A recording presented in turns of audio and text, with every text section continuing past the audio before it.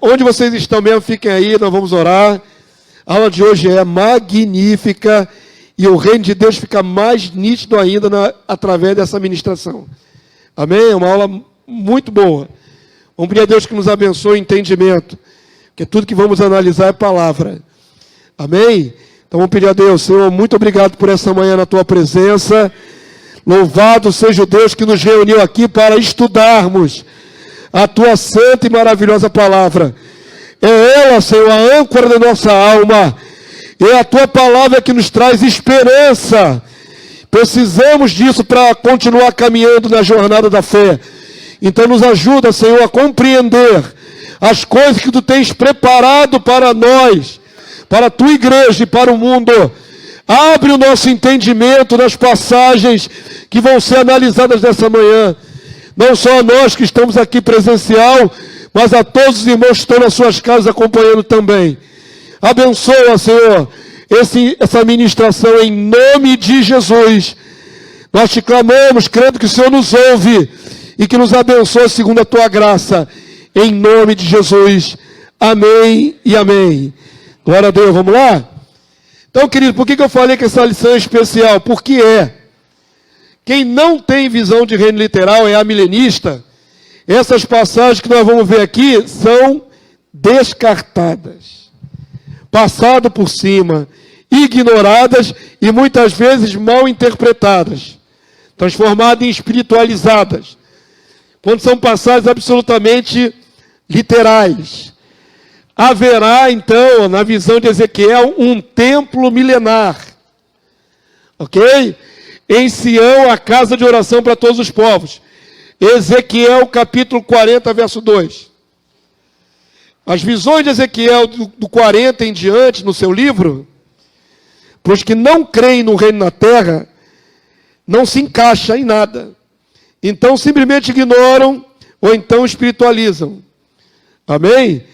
Mas a visão de Ezequiel 40 não é uma visão espiritualizada, ela é uma profecia.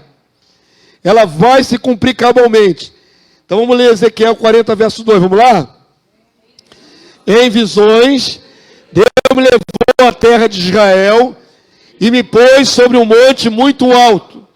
Sobre este havia um como edifício de cidade para o sul. Amém? Então preste atenção no contexto que eu vou dar a vocês. Ezequiel está no exílio babilônico. Se eu não me engano, ele estava na cidade de Suzã. Estava no exílio babilônico, cumprindo o período dos 70 anos do cativeiro na Babilônia. Nabucodonosor tinha destruído o templo de Salomão. Amém? Só para contextualizar vocês.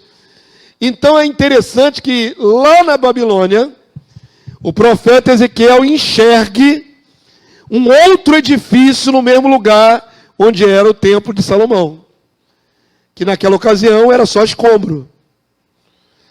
Depois vai vir Esdras e Neemias, vão voltar, vão reedificar o segundo templo, né? O primeiro tinha sido destruído. Entre o primeiro e o segundo, Ezequiel tem a visão deste templo, desses edifícios. Uma construção com vários módulos. Só que quando Esdras volta do cativeiro babilônico e reedifica o segundo templo, ele é tão inferior ao anterior, que alguns velhos, que eram crianças no primeiro templo, passaram 70 anos no cativeiro babilônio, voltaram para Jerusalém e viram um novo templo, ou seja, eles viram o templo de Salomão e 70 anos depois viram o segundo templo. Ainda estavam vivos. Iam estar na casa dos 80, 90 anos, estavam vivos ainda. A palavra de Deus diz que eles choravam. Por que choravam? Porque esse segundo templo era muito inferior ao templo de Salomão. O primeiro templo. O segundo era menor, não tinha beleza, não tinha ouro nas paredes, como tinha o templo de Salomão.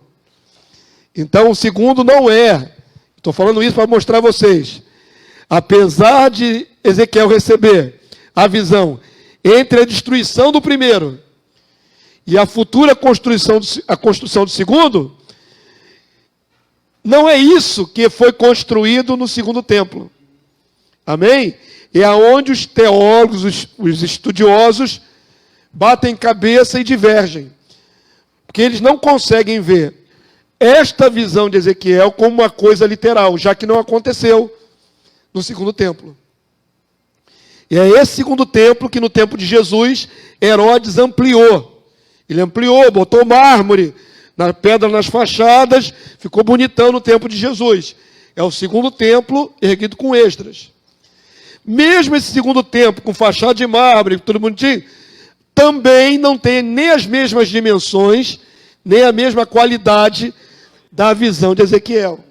Em suma, nunca esse conjunto de prédios aconteceu na vida real. Entenderam? Ficou só na visão. Por isso os teólogos desqualificam a visão.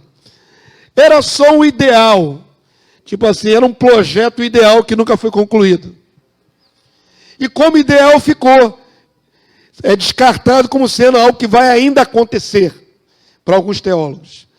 E aí o pessoal não tem milênio na terra, Jesus volta, juízo final, acabou a história. Então essa passagem fica jogada de escanteio. Quando a gente sabe que vai ter um reino milenar, Jesus vai estar na terra de verdade, vai estar lá em Sião.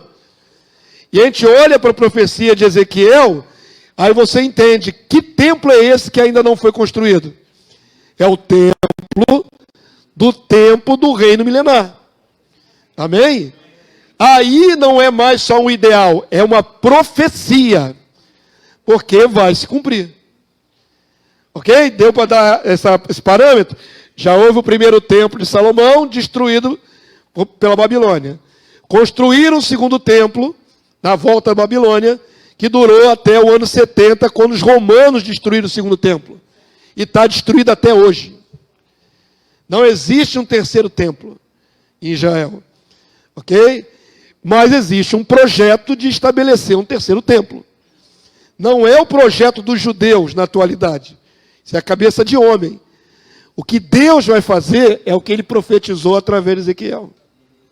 Aí é profecia e vai se cumprir no reino milenar.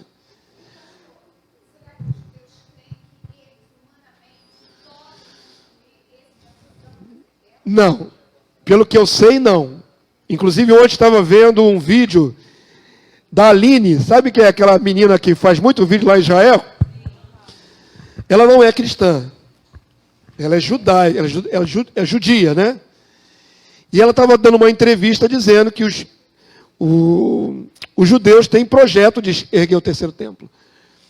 Mas eles não têm nem autorização, nem contexto para erguer esse terceiro templo agora. Seria a Terceira Guerra Mundial. Ok? Então ela diz que eles têm os utensílios prontos, mas não tem as paredes prontas, como já o pessoal fala nos vídeos, nada disso. Não existe o terceiro templo. Então ela dá a entender de que esse terceiro templo é quase impossível de fazer, de realizar. Mas eu creio que é nos moldes do templo de... Acho que ela citou isso. Do segundo templo, do templo de Jesus. Eles não falam de ter um terceiro templo nos moldes de Ezequiel. Até porque a área desse templo de Ezequiel é muito maior do que tudo que já foi construído até agora. Não é do mesmo tamanho. Eu vou abordar isso com vocês durante a aula. Já demos uma boa introdução, só para situar vocês que templo é esse, né? Nós vamos agora dar substância. Vamos lá, avança para mim. Deus Yahvé, ao tirar do povo de Israel do Egito, deu por meio de Moisés um modelo de santuário na forma de um tabernáculo, tenda, anterior ao templo. O primeiro templo é a tenda. Depois se erigiu o primeiro templo fixo no Monte Sião, em Jerusalém, através do empenho do rei Davi e seu filho Salomão. Este templo, por causa das transgressões, foi destruído pelas forças de Nabucodonosor. 70 anos depois, na volta do exílio, reinaugurou-se o segundo templo, menor, que depois foi ampliado por Herodes. Foi este o templo que o Senhor Jesus profetizou total destruição pelos romanos. E por 20 séculos, nem Israel, nem os cristãos tiveram um templo centralizado em Sião, até os dias de hoje. Contudo, as visões proféticas não só revelam que haverá um novo templo, como dão detalhes desse santuário e palácio para o rei Messias, Jesus, e para todos os povos da terra no reino milenar. Isaías 56, 7, está bem grandão, para que vocês leiam em voz alta. Vamos lá? Também os levarei ao meu santo monte e os alegrarei na minha casa de oração. Os seus holocaustos e os seus sacrifícios serão aceitos no meu altar, porque a minha casa será chamada casa de oração para todos os povos. Estudamos isso na semana passada em relação aos sacrifícios do reino milenar. Lembram? Então está aqui, ó. Esse novo santuário vai ter prática de sacrifício e tem altar para sacrificar. Não é espiritualizando, é literal. Ok? E será uma casa de oração para todos os judeus? Não. Para todos os povos. Todos os povos irão até esse santuário. Ok? Essa aula aqui, ela complementa a aula da semana passada, quando falamos dos sacrifícios no reino milenar. Avança aí para mim. O verdadeiro terceiro templo de Ezequiel é muito maior do que os outros. Essa ilustração que você está vendo aqui é uma ilustração por computação gráfica. Hoje está lá no lugar que seria o templo, essa aqui, essa mesquita do Domo da Rocha, né? Com a cúpula dourada. Nessa computação, ergueram um templo para os judeus do lado da mesquita. Só que isso é só virtual. Isso não vai acontecer. Se acontecer, é a deflagração da Terceira Guerra Mundial, e acho muito improvável que aconteça. Ok? É muito improvável, porque, na verdade, esse templo aqui teria que estar aqui. Não tem como fazer uma meia água ali, um puxadinho, dar um jeitinho, não existe jeitinho. O lugar oficial é aqui, e não um do lado do outro. Mas mesmo esse um do lado do outro, acho quase que 100% improvável que exista, que venha existir. Mas, essa foto que você está vendo aqui, é o Instituto do Templo lá em Israel. Lá em Israel existe o Instituto do Templo, está cá, ó.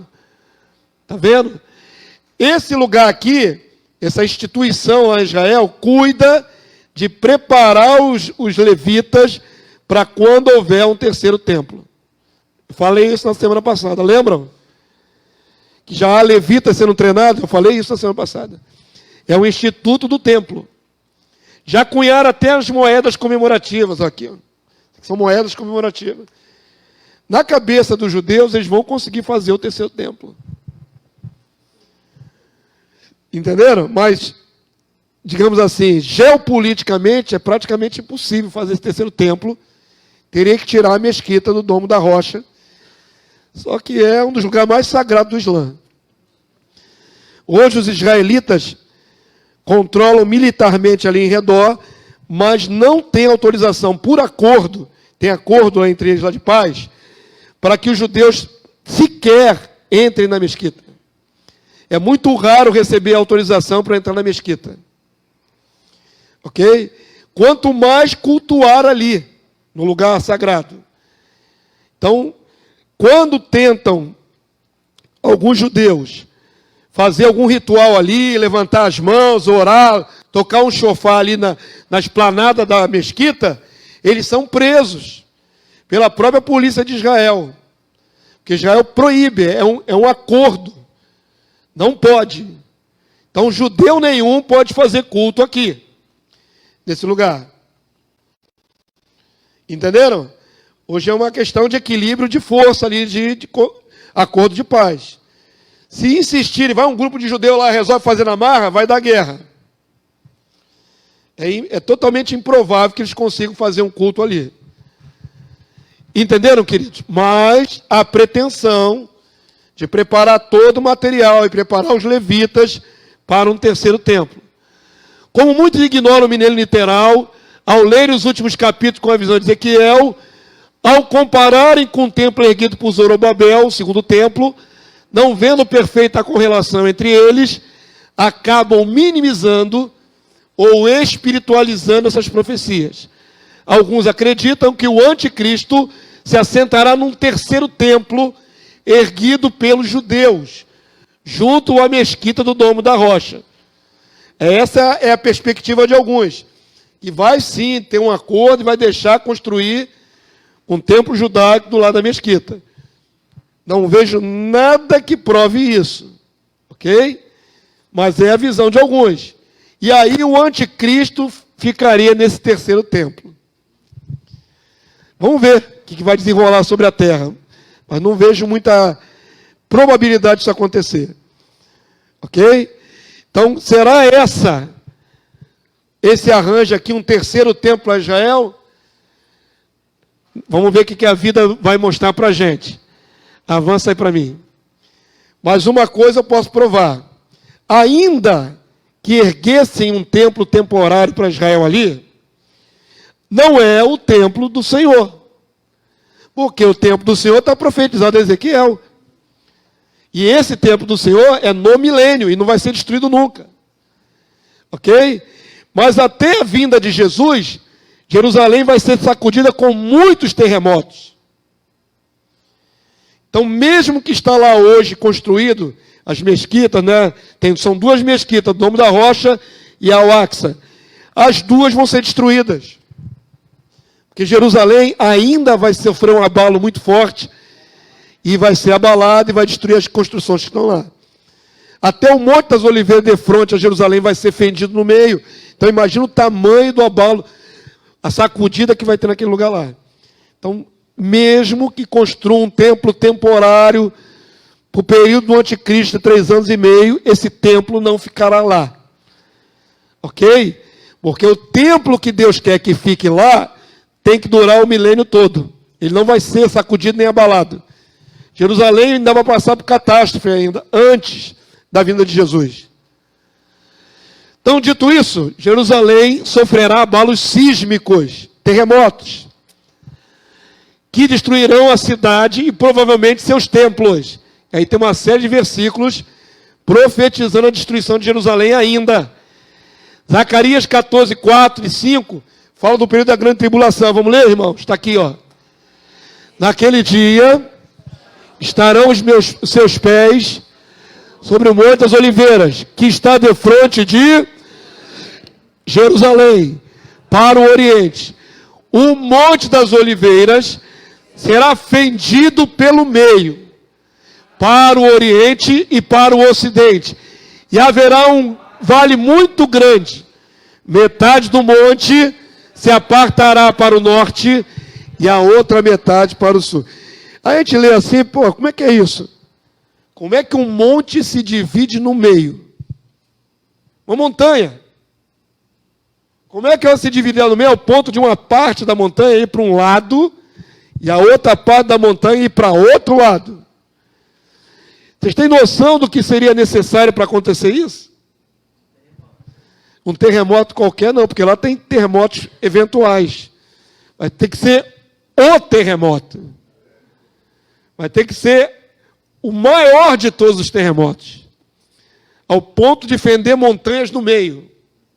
E abalar aquilo tudo lá. Amém? Entenderam? Verso 5, vamos lá? Fugireis pelo vale dos meus montes, porque o vale dos montes chegará até Azal. Sim, fugireis como fugistes do terremoto nos dias de Uzias, rei de Judá.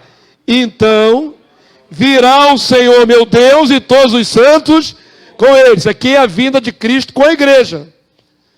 Amém? Antes disso, tem que fender os montes lá. Jerusalém vai ser sacudida. Na verdade, vai tornar a área mais escabrosa, que vai ter escombro para tudo quanto é lado. Amém? Então esse vale de fronte ainda não existe, Porque ele vai ser fruto do abalo 5 que vai ter lá. Ao invés de uma montanha, vai virar vale. Como é que uma montanha deixa de ser montanha e vira vale? Através de uma mexida na terra muito forte. Um abalo geológico muito forte. Avança aí para mim. Aqui é só uma ilustração, né? Botando ali o dedo de Deus, destruindo aquela mesquita lá. Tum. Com certeza a mesquita não continuará de pé quando Jesus voltar. Ok? Todo mundo entendeu?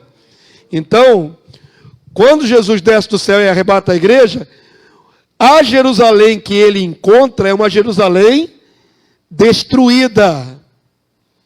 Totalmente em escombros. E ela precisará ser o que então no milênio? Restaurada, ampliada e embelezada. Para aí servir de ser o templo, casa de oração para todos os povos, e ser a sede do governo de Cristo na terra.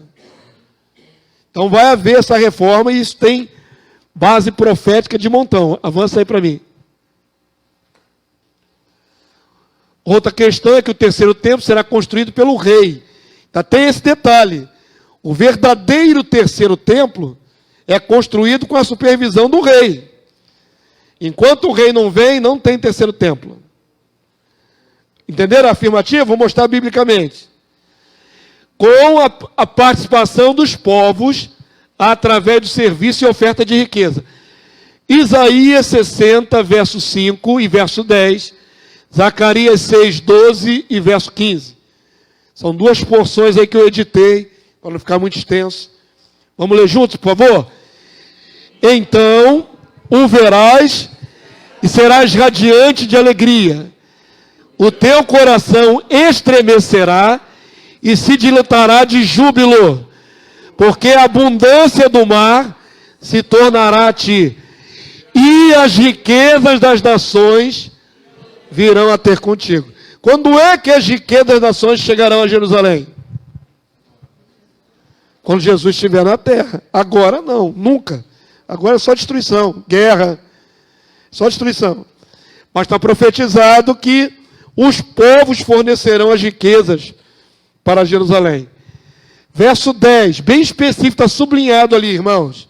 Fundamental para o entendimento. Vamos lá? Estrangeiros, são os povos, as nações. Edificarão os teus muros. Quem é que vai edificar ou reedificar Jerusalém? Os estrangeiros das nações. Estrangeiros edificarão os teus muros. Agora lê o resto, por favor. E os seus reis te servirão. Os líderes das nações agora estão submetidos. Estão debaixo de sujeição agora. O que mais? Porque no meu furor te castiguei, mas na minha graça tive misericórdia de ti. Deus já viu a história toda. Deus já viu o período da grande tribulação. Deus já viu os terremotos que vão destruir tudo. Mas agora Deus também profetiza, mas vai ser reedificada. E vai ser reedificada com a força de trabalho dos povos. E as riquezas das nações virão para ti. Então é muito interessante isso, não é?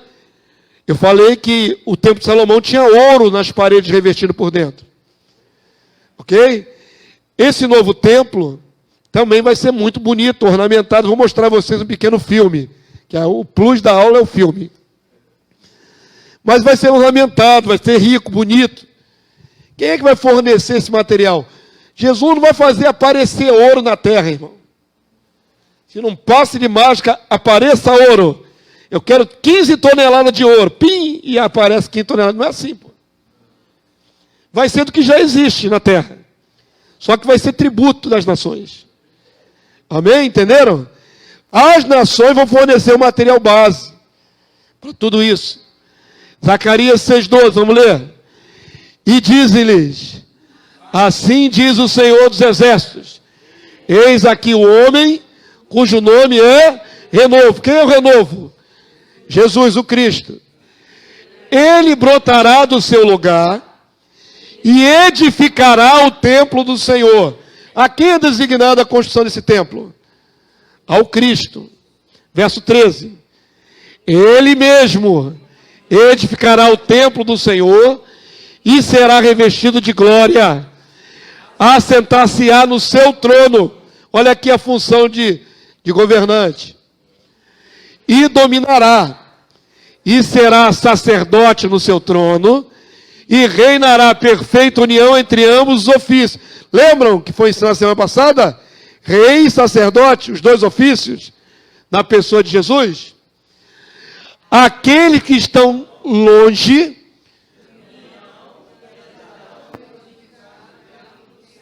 amém? Está coadunando com aquilo que foi dito lá por Isaías? Quem é que vai edificar o templo do Senhor? Jesus. Mas não com as próprias mãos. Ele vai usar a força de obra de quem? Das nações. As nações participam, ajudarão a edificar o templo do Senhor. O comando é de Jesus, mas o pesar da mão de obra é das nações.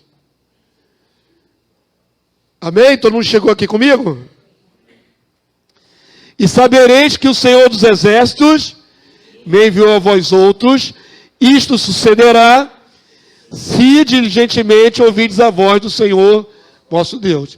Então, aquele que é o renovo vai presidir a reconstrução da edificação, mas quem vai ajudar a edificar são os povos que virão de longe. Amém, povo santo? Avança aí para mim. Ageu 2, 6 e 7, até o verso 9. Vamos lá? Pois assim diz o Senhor dos Exércitos: ainda uma vez, dentro em pouco, farei abalar o céu, a terra, o mar e a terra seca. Farei abalar todas as nações, e as coisas preciosas de todas as nações virão, e encherei de glória esta casa, diz o Senhor dos Exércitos. Então presta atenção para não espiritualizar essa passagem. Quem não crê no milênio literal vai... a glória da segunda casa será maior do que a primeira. Maravilha, vocês já ouviram isso várias vezes, né? E atribui isso ao quê? A igreja. A igreja na terra, não tem nada a ver com a igreja na terra, está falando do templo. Não está falando da igreja na terra. Pastor, mas nós somos o templo do Espírito Santo. Maravilha, é. Mas essa passagem não diz respeito a trazer as riquezas das nações para você ou para mim. Quando a pessoa tira o contexto profético e espiritualiza a passagem, ela causa uma distorção no entendimento. Não é trazer a glória e a honra das nações para a igreja atual. Isso dá margem para os inescrupulosos fazerem o quê? Campanhas financeiras enormes. Tem que encher de glória esta casa. Já pensou? Se o pastor de vocês falar uma loucura dessa? Irmão, nós temos que encher de glória esta casa. E aí vira campanha financeira. Está falando do templo milenar. Tem nada a ver com a igreja local, com a igreja da terra. Aí ele vai dizer, vamos lá. Minha é a prata, meu é o ouro, diz o Senhor dos Exércitos. Prata e ouro é para que lugar? Para a casa do Senhor.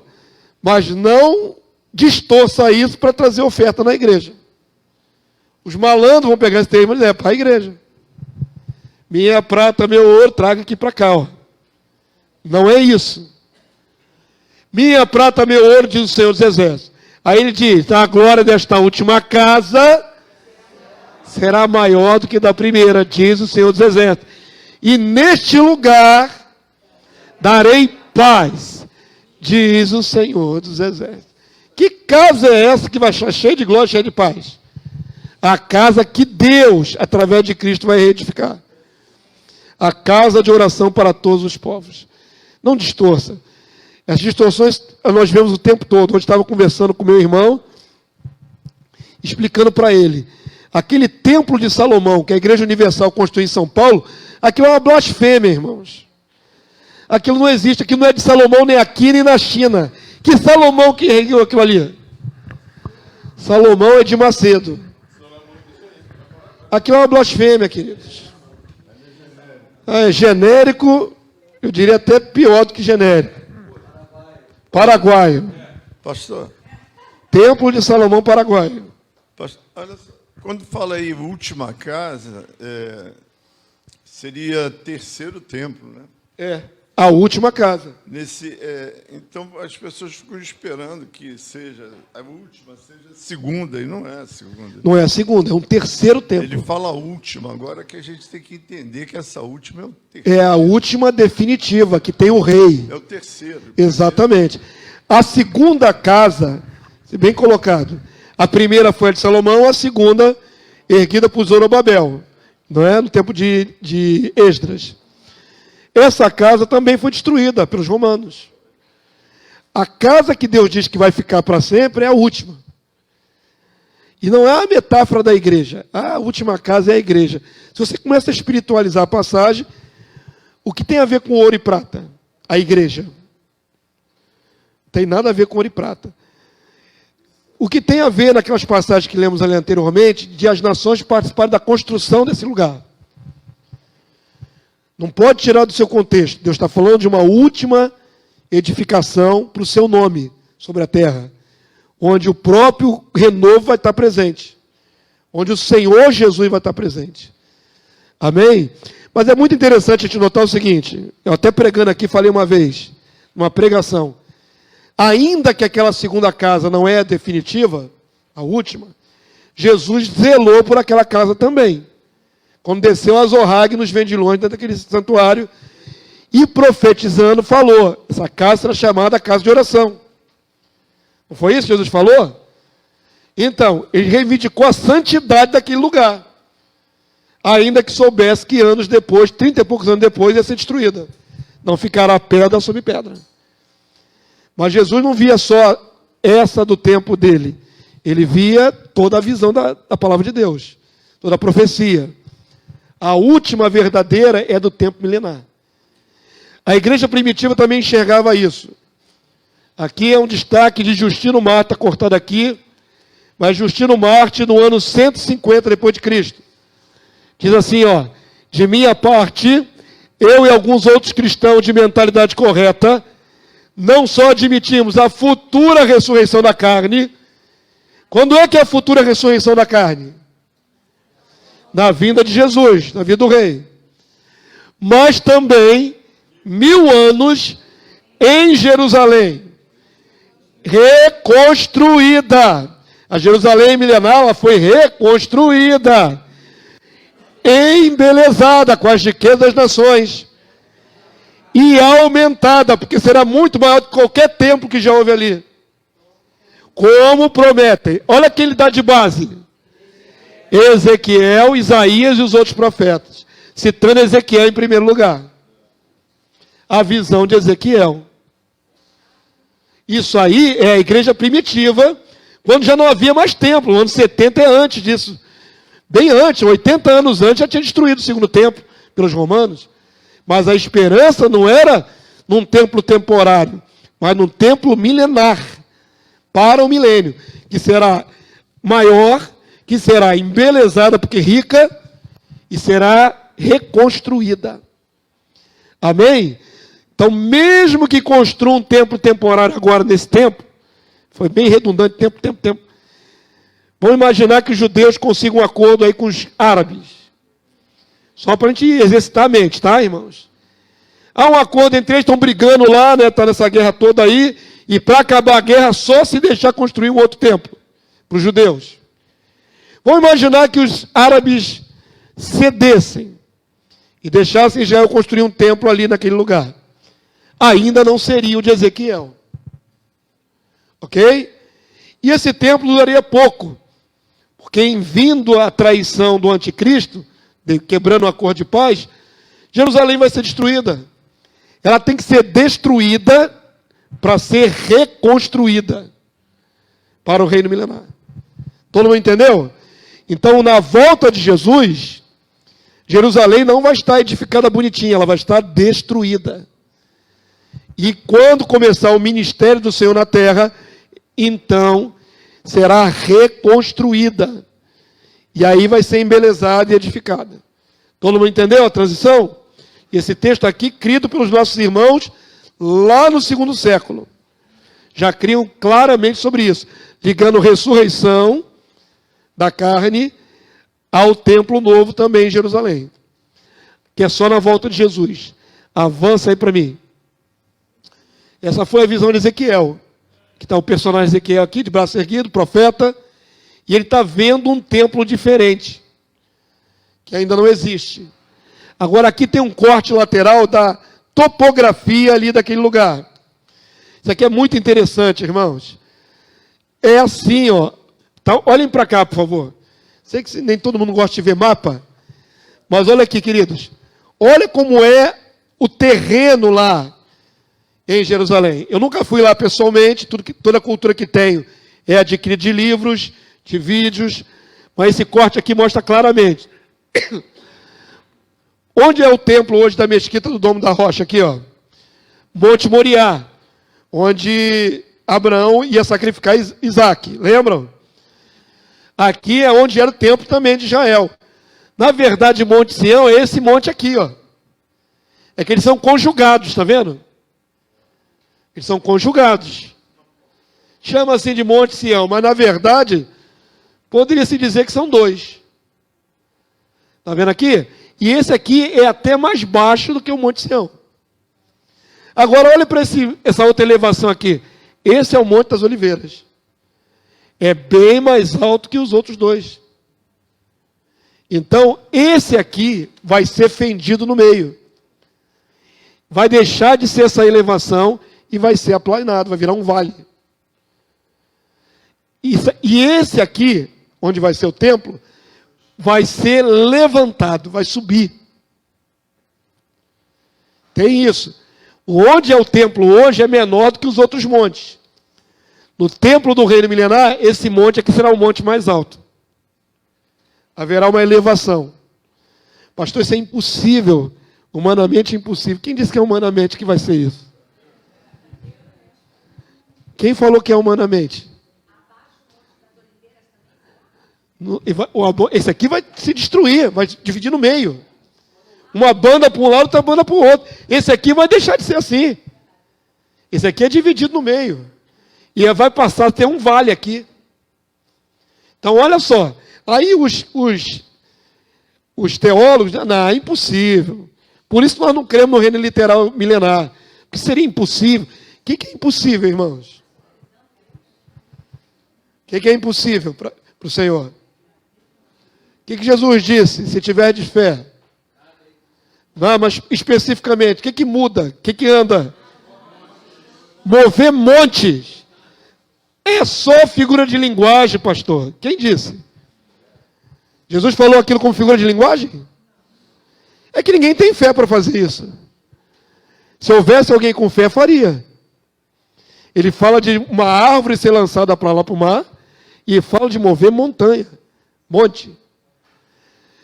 Então, qual é o problema de Jesus elevar o monte aqui onde vai ser o templo?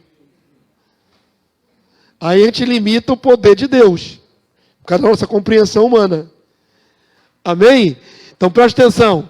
Alguns desqualificam a possibilidade da visão ser tida como uma realidade futura, pelo fato desse templo estar situado num alto monte. O Monte Moriá, a base do antigo templo, e mesmo Sião, não é tão alto. Essa altura, segundo o nível do mar, é 850 metros. É 700 e poucos metros, Corcovado? Em relação ao nível do mar.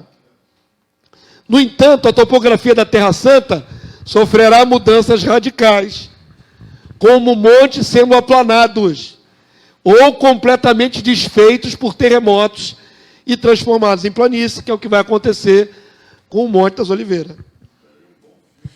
Pastor, no caso, esse Monte das Oliveiras, ele se tornará um vale, né?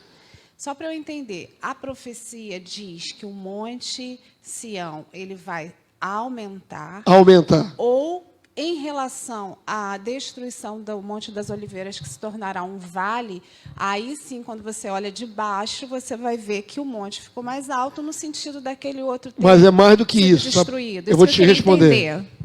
É mais do que isso. Porque essa atual conjuntura que está aqui, que nós estamos vendo aqui nesse desenho aqui, o templo não caberia nesse pequeno monte aqui. O templo profético de Ezequiel, ele também é muito maior. Ele requer uma área maior. Eu vou mostrar isso para vocês graficamente. Há profecias que sugerem que ele se elevará acima dos outros montes. O Moriá. O monte onde vai ser o templo. Talvez haja até a fusão desses dois aqui para subir um aqui. É Monte Sião. A palavra é sempre Monte Sião, Monte Sião. Mas vocês vejam que, na verdade, é conjugado aqui. Ó. Onde é Tá o certo? domo da rocha hoje, então é o Moriá? É, aqui. Ó. Então, esse corte lateral é muito interessante, porque nós estamos aqui no Brasil, não temos visão nenhuma da Terra Santa literal, né? Mas a gente vendo essa topografia, sumir esse monte que é mais alto, está profetizado. Elevar esses aqui, na verdade, esse conjunto aqui, teria que ficar mais alto que os outros montes que tem ao redor. E a área que vai ser coberta aqui para construir o templo também será maior. Então a gente não tem nem noção de que tipo de milagre, né, de que tipo de poder vai fazer com que essa área aqui toda seja transformada. Teria que ser um platô. Platô é uma elevação com uma parte plana em cima. Tem que ser um platô, não pode ser um pico. Tem que ser um platô. Então, o Senhor vai fazer alguma coisa que vai fazer isso aqui acontecer. Há inúmeras passagens que falam, né, os montes serão aplainados. A gente lê isso e, na nossa cabeça, não tem muita justificativa. Fica parecendo uma figura de linguagem, né? Os montes serão aplainados, os outeiros serão levantados. Aí você, como é que é isso? Acontece que vai acontecer, de verdade. Não é? Vai haver uma mudança geológica ali na área. Montanhas se levantarão e outras serão abatidas. Como é que é isso? Nós vamos ver. Avança aí para mim. Não tem. Isso aí são os adendos, né? Não cabe tudo aí nessa folhinha. Não dá tudo aí nessa folhinha, não. Teria que fazer as 3, 4 páginas para botar tudo. Isaías 54:10, Isaías 44, Zacarias 14:10. Vamos ler? Vamos lá, vamos fechar o entendimento. Porque os montes... Pronto, começou a dificuldade. Começou a loucura. Humanamente falando, é loucura, irmãos. Monte é uma coisa fixa, agarrado na crosta terrestre. Não é? Uma elevação da crosta. Como é que monte anda? Mas está escrito. O problema é a nossa incredulidade, a mesma dificuldade de ver o mar vermelho se abrir, de ver Deus destruir uma cidade sem bomba, né? Como foi em Jericó. O problema está na nossa capacidade de crer. Mas literalmente o que diz? Os montes se retirarão. Então, uma encosta rochosa que vai se mover. Ok? E os outeiros serão removidos. É uma mudança geológica inteira. Isaías 40, verso 4. Vamos lá, igreja. Todo vale será aterrado. Aterrado é mais fácil, né? Aterrado é mais fácil da nossa compreensão. Agora, por que não pensar que será aterrado com os escombros dos montes? Entendeu o que o pastor falou? Tem aqui um vale profundo e tem um monte. Joga um monte no vale e tapou aqui. Ó. Você deslocou essas pedras aqui do monte para o vale, aterrou. Todo vale será aterrado. O que mais? Nivelado. Tem detalhe. Nivelados. Todos os montes e outeiros. O que é tortuoso será retificado. E os lugares escabrosos aplanados. Tem que falar no microfone. Você quer falar? Ah, lá com o microfone. Pastor, o centro da cidade, quem conhece a história, existia um monte lá, o castelo, que foi retirado, foi desterrado lá. E vários lugares no centro da cidade, onde a gente passa, era o mar. Então... Foi aterrado. Foram aterrados. O monte foi abastado e aqueles escombros são distribuídos. E a terra elevando a crosta mais para frente, né? É, o próprio aterro do Flamengo não existia. O aterro do Flamengo é um aterro. Era o mar. Era o mar, né? Então a costa foi aumentada em alguns metros com escombros, né?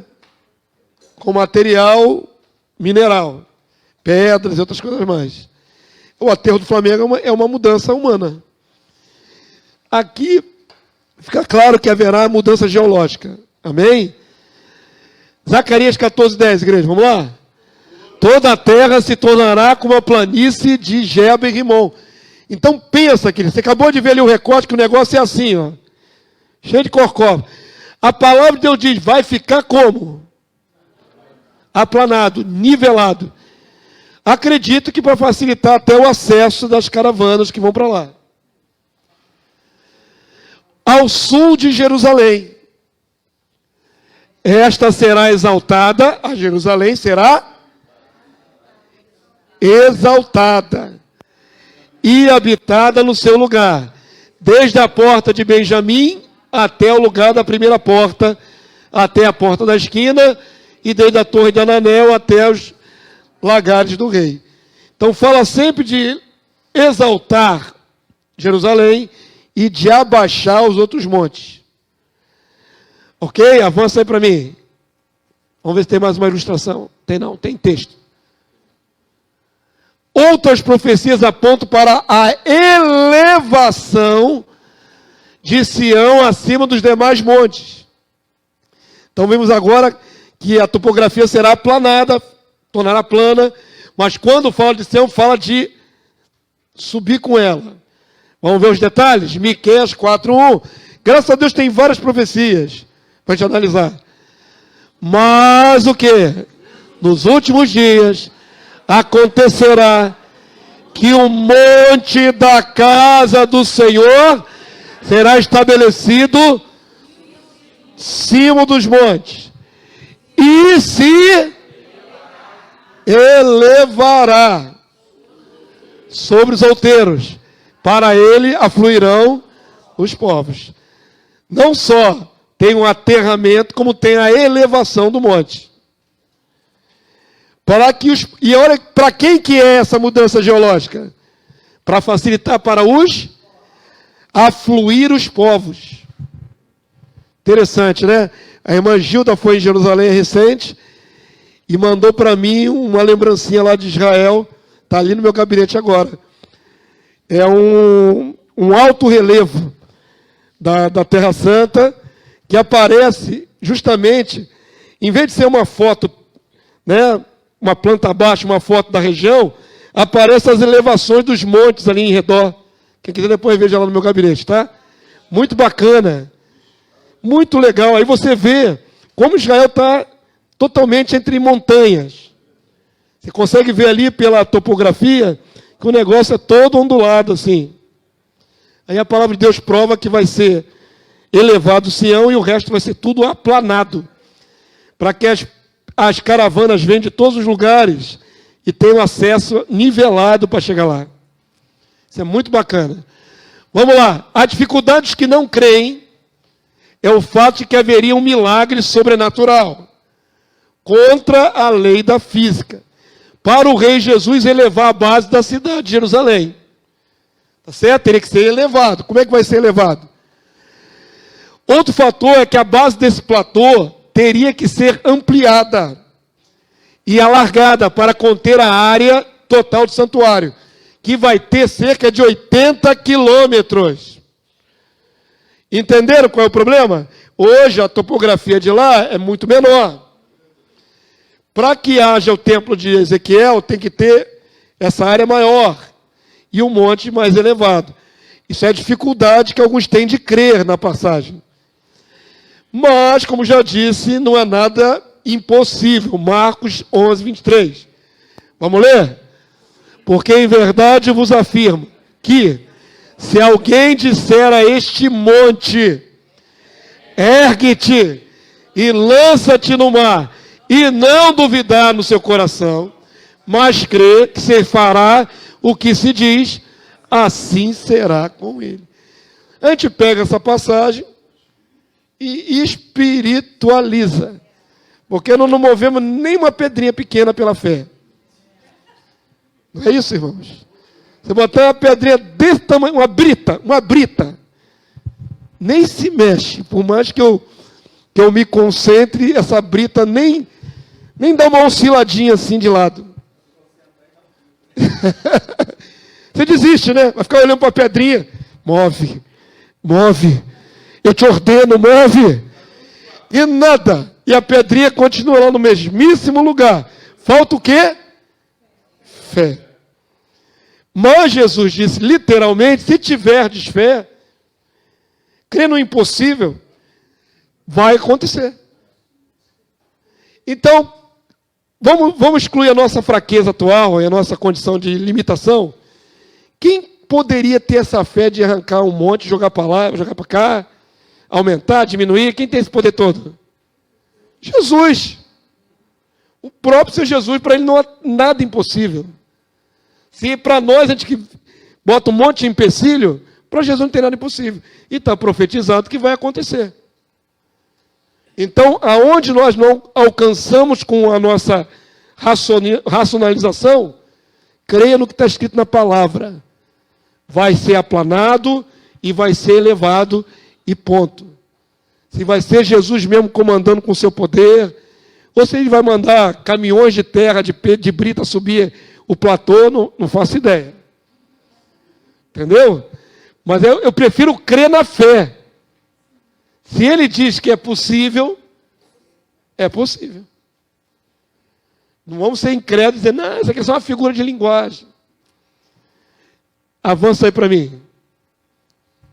Coloquei essa na lição, que na outra edição de 2 anos atrás não tinha esse material aqui, que é usado no nosso seminário, que a gente faz pelo Brasil afora. Seminário das 4 dimensões com os pastores, né? Do Voz do Deserto. Então eles fizeram esse croquis aqui. E tem mais um texto que não está na sua lição. Jeremias 31, 38 a 40. Presta atenção no desenho. Jerusalém do tempo de Jesus é desse tamanho aqui. Está maior do que aqui, porque eu vou encaixar isso aqui. Mas olhando só para esse recorte aqui, ó.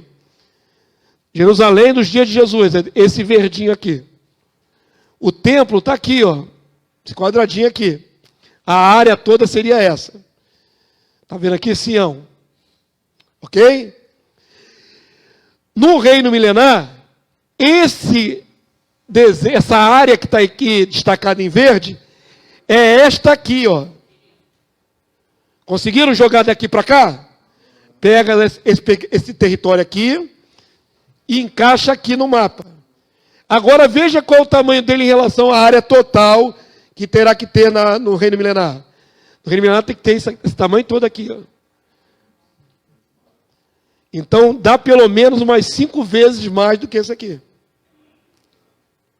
A área total aqui ele é só 1/5, 1/6 do tamanho. Então, vai ter que ser muito maior a área. Conseguiram pegar? Base bíblica. Jeremias, capítulo 31, 38 a 40. Não tem na sua lição. Quem quiser, pega a caneta aí, anota a referência, né? Jeremias 31, 38 a 40. Só anota a referência que você ganha tempo. Você não vai querer anotar o versículo. Vamos anotar só a referência. Vamos lá? Seria interessante se ela tivesse anexado na lição, mas só hoje que eu me lembrei que tinha esse detalhe aqui importantíssimo. Vamos lá? Eis que vem dias, diz o Senhor, em que esta cidade será o quê? Reedificada para o Senhor, desde a torre de Ananel até a porta da esquina. O cordel de medir estender-se-á para diante, até o outeiro de Garebe, e virar-se-á para Goa, todo o vale dos cadáveres da cinza e todos os campos até o ribeiro de Cedron, até a esquina da porta dos cavalos, para o oriente, serão consagrados ao Senhor. Agora preste atenção na afirmativa final. Esta Jerusalém, que ele está falando maior aí, jamais será desarraigada ou destruída. Amém, povo santo? Essa que o Senhor está falando que vai ser desse tamanho todo aí, quando for estabelecida, ficará pelo milênio afora. Não é nenhuma das configurações de Jerusalém de hoje para trás. Nenhuma. Porque as de hoje para trás ainda são abaláveis, né? A própria Jerusalém que está hoje aí na terra vai ser abalada. Mas essa última nunca vai ser destruída. Entenderam? Então essa figurinha aqui vai ser ampliada para essa área toda com detalhes. Para onde vai ser expandido o território da área do templo. Não. Isso aqui é alguns quilômetros. Nova Jerusalém são milhares de quilômetros. A Nova Jerusalém não pega só em Jerusalém, ela pega em vários continentes. É incomensurável, não tem nada que se compare a Nova Jerusalém na Terra. É uma área gigantesca. Nós estamos falando aqui da ampliação do monte do templo. No milênio. Estamos falando aqui de 80 quilômetros, é pouca coisa. Parece muito, mas é pouca coisa. Mas não é igual a Nova Jerusalém. Nova Jerusalém são milhares de quilômetros. Avança aí para mim, por favor. A Nova Jerusalém não pega só na cidade de Jerusalém, ela pega em vários países. Vai chegar lá perto da Síria, vai chegar perto do Iraque, vai chegar parte da Arábia Saudita, vai pegar o mar Mediterrâneo, vai pegar o nordeste da África. Até o nordeste da África está dentro da Terra Santa. É muito maior, pega continentes. Aqui nós estamos falando da ampliação da cidade de Jerusalém. É diferente. Hoje é um micro, né? Ainda é pequenininho ainda, comparado com a cidade celestial gigantesca. Amém? Mas já é uma ampliação da cidade atual. Tudo de Ezequiel pelo templo real. O legal disso tudo, queridos, é que você vai ler lá, a partir do capítulo 40 de Ezequiel, é um pouco cansativo. Por quê? Porque Deus é detalhista. É igual quando você vê a construção do tabernáculo, ali no livro de Levítico, por exemplo. Deus fala até dos grampos. Deus é detalhado demais. Aí o leigo, né, começa a ler aquilo ali, ele sai todo empolgado do livro de Gênesis, né? Ele viu o dilúvio, ele viu um monte de ação. Quando chega no livro de Levítico, começa a leis. Aí o negócio começa a ficar mais árido. Aí quando chega no livro que fala da construção do tabernáculo, cansa. Porque tem que ter uma coberta de pelo de não sei o quê. De texugo? É pelo de animal. A cortina terá tantos côvados por tantos côvados. Aí o cara começa a desistir de ler ali. Aí começa a ficar cansativo, porque dá cada medida. As argolas terão que ser de ouro batido. Aí você fica pensando, meu Deus, que argolas são essas? Você começa em casa assim, não estou entendendo nada. Aí lê capítulos mais capítulos de descrição de material. Isso aqui é de ouro, isso aqui é de cobre, isso aqui é feito de material fundido. Isso para nós não faz muito sentido. Mas, na verdade, Deus está descrevendo uma coisa física. Material, mas Deus é absolutamente detalhista. Totalmente. Então, quando você vai ler o livro de Ezequiel, a partir do 40, a descrição, Deus volta a ser como ele é, detalhista. Ele vai mostrar o tempo de Ezequiel nos seus mínimos detalhes. Ele vai mostrar até a altura dos degraus. Quantos centímetros tem cada degrau? É detalhe demais, irmão. Qual é o tamanho da porta? Quanta janela vai ter nessa lateral? Deus vai descrevendo tudo. Aí a pessoa já não crê no milênio na terra. começa a ler isso aí, desiste, pula. Está lendo o livro de Ezequiel, pula, vai para outro livro. Vamos mudar para outro livro, Daniel. Isso aqui é mistério. Mas Deus não está fazendo nenhum mistério, Ele está detalhando. Qual porta vai dar em qual lugar? Quantos metros vai ter a outra construção? Aonde vai ser o altar? Qual o perímetro, quantos côvados, né?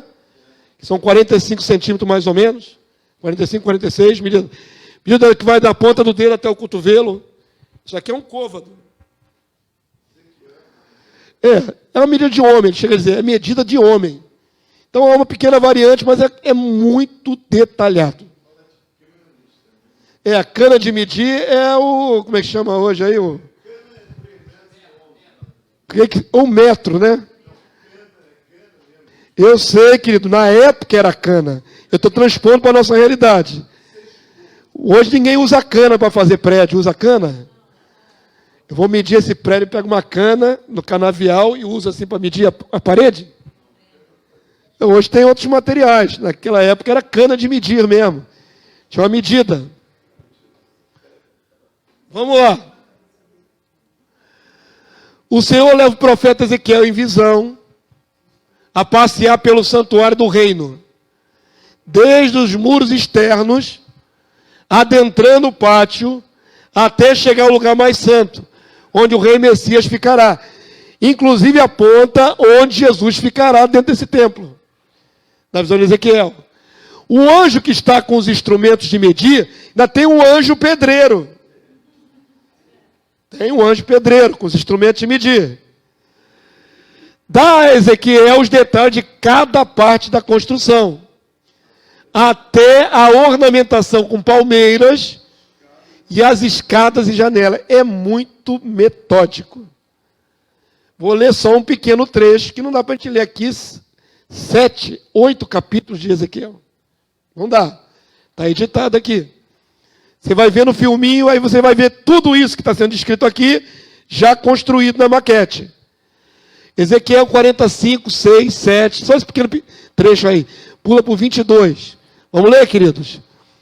Vi um muro exterior que rodeava toda a casa, e na mão do homem uma cana de medir, de 6 côvados. Então até essa cana tinha uma metragem. Cada um dos quais media um côvado e 4, olha o detalhe, tantos côvados e mais 4 dedos. Se fosse mais um dedo de distância, 2, 3, 4 dedos. É literal. O que mais? Ele mediu a largura do edifício, uma cana, e a altura, uma cana. Aí você vai marcando os perímetros. Então veio à porta que olhava para o oriente e subiu pelos seus degraus. Mediu o limiar da porta, uma cana de largura, e outro limiar, uma cana de... Fala a verdade. Se não for aqui na escola dominical, em casa, você lê isso aí. Que cana é essa? Uma cana para lá, uma cana para cá. É muita cana e 4 dedos. O que é isso? E aí a nossa mente não é tão criativa ao ponto de visualizar isso. Acaba desistindo de ler tudo isso. Pula, geral. Eu mesmo pulei muitos anos. Isso aí é muito esquisito. Cana para lá, cana para cá. E acaba você deixando essa leitura de lado. Você vai privilegiar outras leituras, dentro da própria Bíblia. Mas é Deus descrevendo o tamanho da construção. Vamos parar para cá, 22. Ou se eu for ler, são capítulos de descrição. Não é um capítulo só descreve tudo. Você vai mudar para o capítulo 42, para o 43, para o 44, e continua descrevendo. É muita coisa. Verso 22. As suas janelas e seus vestíbulos e as suas palmeiras eram da medida da porta que olhava para o oriente. Subia-se para ela por 7 degraus. E o seu vestíbulo estava diante. Que vestíbulo é esse? Vestíbulo é lugar de se vestir. Acontece que, como no antigo templo, os sacerdotes levitas tinham cômodos anexos ao templo para trocar de roupa. É semelhante. Então o prédio tem uma estrutura central para o santuário e prédios anexos a esse santuário, onde os levitas, de qual ordem que vão trabalhar lá, meu irmão? Já aprenderam. De Zadok. Os zadoquianos têm acesso a esses vestíbulos para se prepararem para oficiar dentro do templo. Tem até os vestíbulos dos sacerdotes, descritos ali pormenorizadamente, detalhadamente. E agora você já sabe que sacerdotes serão esses, que vão estar ali oficiando dentro do templo. Avança aí para mim. Está vendo aqui nessa ilustração? Você vê o santuário central e vê outros prédios anexos. Está vendo aqui os menores aqui, ó? Esses prédios também são descritos na visão. Amém? Está aqui o santuário central e aqui os prédios anexos. Fora da porta interior estavam duas câmaras dos cantores. E vai ter cantor lá no negócio, viu, irmão? No átrio de dentro. Uma do lado da porta do norte e outra para o sul. Outra para o lado da porta do sul, que olhava para o norte. Ele me disse, esta câmara que olha para o sul é para os sacerdotes que têm a guarda do templo. Mas a câmara que olha para o norte é para os sacerdotes que têm a guarda do altar. Lembra que um vai cuidar da parte interior e os outros vão cuidar da parte externa das portas?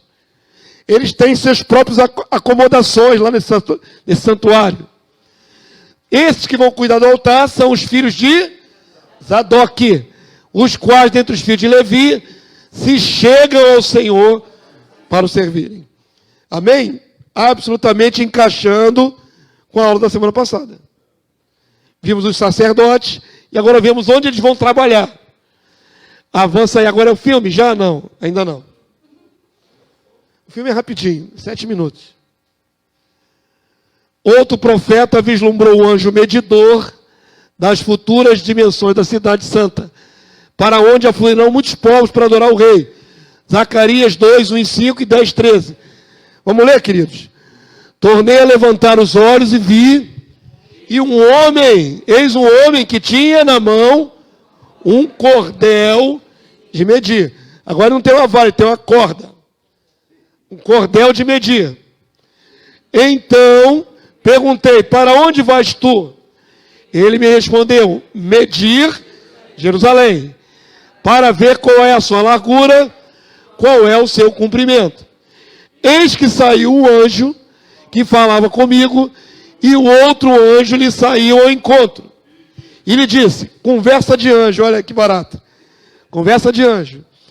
Corre, fala a este jovem, Jerusalém será habitada como as aldeias sem muros, por causa da multidão de homens e animais que haverá nela.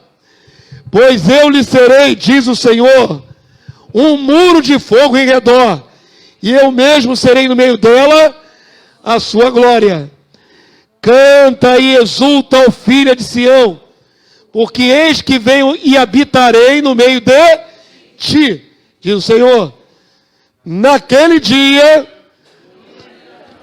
muitas nações se ajuntarão ao Senhor e serão o seu povo. Habitarei no meio de ti, e saberás que o Senhor dos Exércitos é quem me enviou a ti.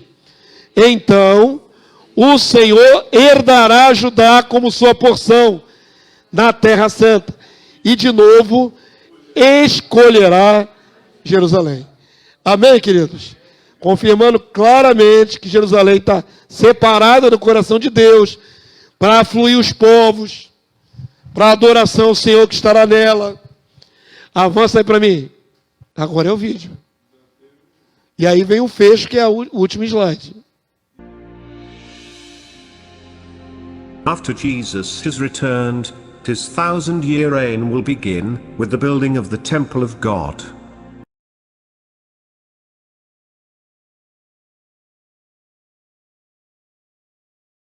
Então, aquilo tudo que você lê do capítulo 40 em diante de Ezequiel, traduzindo aquelas linguagens, aquelas medidas, aquelas construções todas, dá nisso, nessa visão que você teve ali agora. O filme ajuda a sintetizar tudo isso. Amém? Então, aquilo ali vai ser construído naquela área e vai ser daquele jeitinho que está ali. Porque foi tudo reproduzido ali com medidas. E lá no fundo, não aparece nesse pequeno filminho aí? Jesus estará lá no fundo. Tem um lugar dentro do santuário, lá no fundo, para Jesus ficar. Ok? Quem vai oficiar ali são os zadoquianos, os sacerdotes da linha de Zadok. E os povos virão para esse santuário para adorar o rei. Ok? Mas não entra todo mundo lá dentro do santuário. Não tem isso na palavra de Deus. Mas o Senhor estará ali. Agora já não é mais uma presença espiritual, é uma presença física. Ok? É Jesus na terra, dentro do seu lugar. O Senhor está ali, novo nome de Jerusalém, com o rei habitando nela. Vai ser o nome do lugar, o Senhor está ali. O próprio Senhor Jesus, em sua primeira vinda, declarou que Jerusalém é a cidade do grande rei. Com o reino estabelecido e a cidade restaurada e ampliada, um título novo é atribuído a Jerusalém. O Senhor está ali. Yahvé chamar? Yahvé chamar. Ezequiel 48, 35. Para a gente finalizar, vamos lá? 18 mil côvados em redor, está descrevendo ainda os detalhes finais. E o nome da cidade, desde aquele dia, será: o Senhor está ali. Aquele é o lugar do Senhor. E Ele está ali. Já não é mais em fé, é de verdade. O Senhor está ali. E para lá fluirão todos os povos, para adorar o Senhor que está ali. Amém, queridos? Acabou, agora acabou. Fica de pé, terminamos a aula de hoje. É muita coisa. Então, queridos, como ignorar o reino milenar? Ele é todo detalhado na Bíblia. Como dizer que as passagens de Ezequiel não são literais? Houve essa última colocação do pastor. Não espiritualize o que Deus transformou em literal. Profetizou em literal, amém? Quantos aqui já aplicaram aquele texto de Ezequiel, na visão de Ezequiel, completamente errado? A palavra de Deus diz que haverá um fluir de águas que sairá do santuário e descerá para o vale, e vai chegar até o Mar Morto. E as águas do Mar Morto vão ser saudáveis, e produzirá uma infinidade de peixes. Aí o crente lê a passagem, que o profeta, em visão, a água dava nos meus tornozelos, a água dava no meu joelho, a água dava aqui na minha cintura. É o Espírito Santo que está subindo o nível, pelo amor do Santo Deus. Por que os crentes fazem isso? Por que, meu Deus? Aí começa a espiritualizar a passagem e mata o sentido pelo qual o Senhor profetizou. Vai ter um rio de verdade. É quem viaja nessa passagem dizendo que saiu o Espírito Santo, me explica que navegantes são esses que vai ter pescador nesse rio. Peixe. Que pescadores são esses? Já que é espiritual, não é literal. Os pântanos vão ser dessalinizados. Que pescadores são esses? Não é para ler isso aí literal, é para ler espiritual. São os anjos pescadores e as embarcações. O problema da igreja atual é este. Como ela é educada a ver as passagens de maneira simbólica, tudo espiritualiza e nada de fato. Nada vai acontecer realisticamente. Porém, haverá um rio. E esse rio vai percorrer quilômetros. E esse rio vai chegar até o Mar Morto. É o que está escrito. Não adianta querer espiritualizar isso. E o Mar Morto é o quê? Se o rio é do Espírito Santo, estou tentando visualizar como o pessoal visualiza. O que simboliza o mar morto? A alma do crente que não nasceu de novo? Alma morta? Não dá, não fecha. Então, a última instrução, quando lerem a profecia de Ezequiel, visualizem como vocês viram ali, literal, real, concreto, com os detalhes concretos, porque vai ser isso que vai acontecer sobre a terra. Quando lerem as passagens que os montes serão aterrados, que haverá mudança geológica, creiam nisso de maneira concreta, não tente espiritualizar. Ah, um vai ser exaltado, outro vai ser abaixado. Quer dizer que um vai ser humilhado e o outro vai receber grande honra. Não é isso. Pelo amor de Deus, o texto não diz isso. É monte. É monte mesmo. Trarão as riquezas das nações. Como é que vamos espiritualizar isso? É para trazer as ofertas na casa do Senhor. Não é, meu Deus do céu. É a riqueza mesmo das nações, afluindo para Jerusalém em tributo. Não pode espiritualizar essas passagens. Isso é um erro grave da igreja. Não é de vocês, mas é de modo geral da igreja. Então, esse estudo está sendo agora manifestado de novo na internet, depois de 2 anos. Perdão. Essa gravação é melhor do que a de 2 anos atrás, que também está online no canal. Essa está mais audível. O som na época não era tão bom, eu gravava de celular. Então, queridos, esse estudo está sendo feito de novo, todas as aulas, para ter um material atualizado. Tem agora o StreamYard, que coloca a imagem com texto bem nítido diante das pessoas. Antigamente tinha que ver a imagem embaçada aqui da gravação. Então, esse novo currículo dessas 13 aulas é material atualizado precioso, que vocês devem valorizar e espalhar. A última aula teve pouquíssima visualização no canal. Foi uma aula tão excepcional sobre o sacerdote Zadok. Peguem os vídeos e distribuam nas suas páginas, na sua rede social. Façam o material andar, queridos, para abençoar muitas vidas. Vocês ajudam o ministério a andar, sim. Amém? Não deixa o vídeo lá. Ah, aprendi, tá bom. Eu já aprendi. Aprendi aqui, pastor. Legal, o templo é legal. E se você se satisfizer que só aprendeu aqui, tá bom? O vídeo não vai ser divulgado para ninguém. Peguem os vídeos e divulguem, está de ótima qualidade. Amém? Vai educar muita gente na verdade. Então vamos pedir a Deus graça e vamos na paz do Senhor Jesus. Logo mais à noite estaremos aqui para adorar o Senhor. Pai Santo, louvado seja o teu nome por essa manhã, pela tua graça, pela tua misericórdia, pelo teu grande amor pelas nossas vidas. O Senhor tem nos adestrado na tua palavra, aberto, descortinado nossos olhos. Quantas vezes, Senhor, eu mesmo li essas passagens e ela não se encaixava, e ela não tinha uma aplicação prática para a vida da igreja. Mas hoje vejo como uma esperança viva no meu coração. Como é bom enxergar o templo milenar, Senhor. Como é bom saber que será real, factual, será vivido por todos que estiverem no reino. Não é uma figura espiritualizada, é o templo do Senhor, é a casa de oração para todos os povos, é o lugar da adoração do Rei Jesus.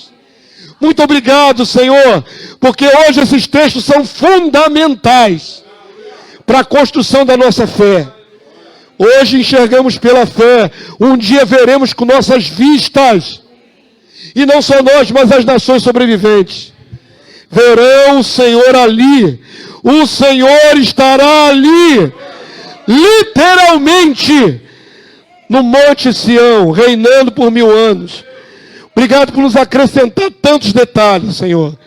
Obrigado por enriquecer nossas mentes.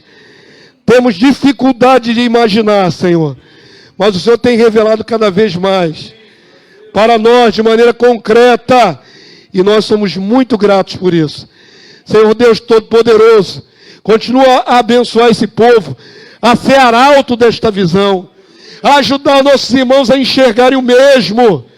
Então, Senhor, habilita a cada servo teu na divulgação desse material, para que muitas vidas sejam alcançadas e glorifiquem o teu nome pela revelação desse tempo.